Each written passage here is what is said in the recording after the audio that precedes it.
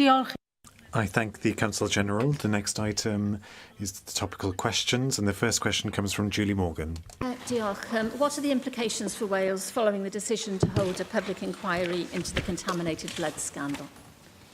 Thank you for the question. I welcome the announcement yesterday by the United Kingdom Government of a UK-wide inquiry into the circumstances of this tragedy. We all need to know the truth about what happened, so it's important that those affected have their say about the inquiry's approach and remit. I've previously called for such an inquiry, and I've written today to the Secretary of State for Health and expect full engagement with those affected in Wales. I thank the Cabinet Secretary for that response. Campaigners and members of the Assembly Cross-Party Group on Haemophilia and Contaminated Blood, many of whom have campaigned for 30 years for this public inquiry, have told me that the inquiry must have the power to compel witnesses, as previous inquiries did not. There must be full disclosure of documents, because it's alleged that some of these have been destroyed and that medical records were destroyed or tampered with.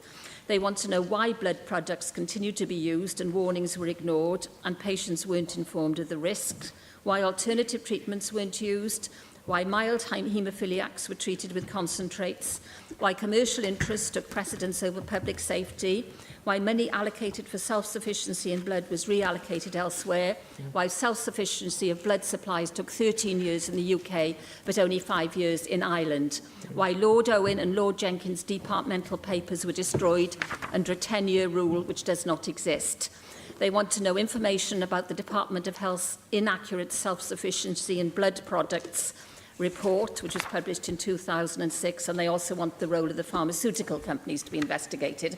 Those are some of those issues. How is the Cabinet Secretary going to use his role to ensure that these people who have suffered so much, bearing in mind that 70 people in Wales died, 273 were infected, and so many others have had their lives ruined, how will you be able to ensure that they have their say in the process, that they are able to have their voices heard? Because the Prime Minister has said that she wants an inquiry that will be what the families want, and I think it is absolutely essential that people from Wales do have their say. Finally, I think that you have partly covered this, but did the Prime Minister or the Health Secretary contact you before actually making this announcement yesterday? And I note that you have written to Jeremy Hunt today, but how do you see your involvement in how this inquiry is going to shape up? Because we do know that there have been quite a lot of difficulties in deciding on types of inquiries for disasters that have happened, and obviously I think it's crucial that this comes out with clear answers, because the people who've been affected in this tragic way deserve the truth. Thank you for the follow-up question. I want to start by recognising in response not just Julie Morgan's role in campaigning on this issue whilst a member of this Assembly and chair of the cross-party group, but also from her previous years in Parliament with a real and active interest in this issue and the scandal that has affected people right across the United Kingdom, including here in Wales. And this has been an issue where, again, there's been cross-party interest both in Parliament and in this Assembly.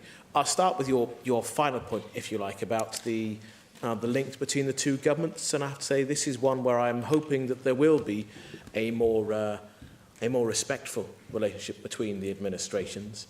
I previously wrote to Lord Pryor on the 20th of October 2016 about this issue, following a response the Prime Minister gave to Diana Johnson and Prime Minister's question in September of that year.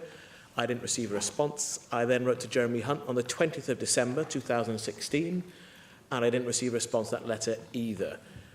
If there is to be generally what the UK government have announced they want to see, which I welcome, a genuine inquiry that listens to the people directly affected and involved, and in response to my constituency colleague Stephen Doughty in Parliament yesterday, the government again indicated they wanted devolved administrations to be properly involved. And that does mean there needs to be a difference in approach. Rather than simply deciding the remit for themselves at the Department of Health for a UK-wide inquiry, to be a rather more genuine engagement, not just with the government, but with the families and the victims themselves as well.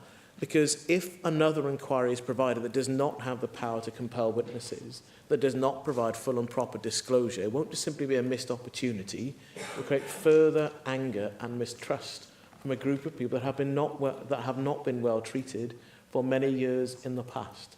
So the announcement is welcome, but getting it right and getting the terms right and genuinely listening to the families affected and to the involved administrations is really important. I completely agree on the broad outline about the need for compulsion of witness and disclosure, and I certainly hope we can come to a proper agreement on that so the inquiry will retain full public confidence as it undertakes its work.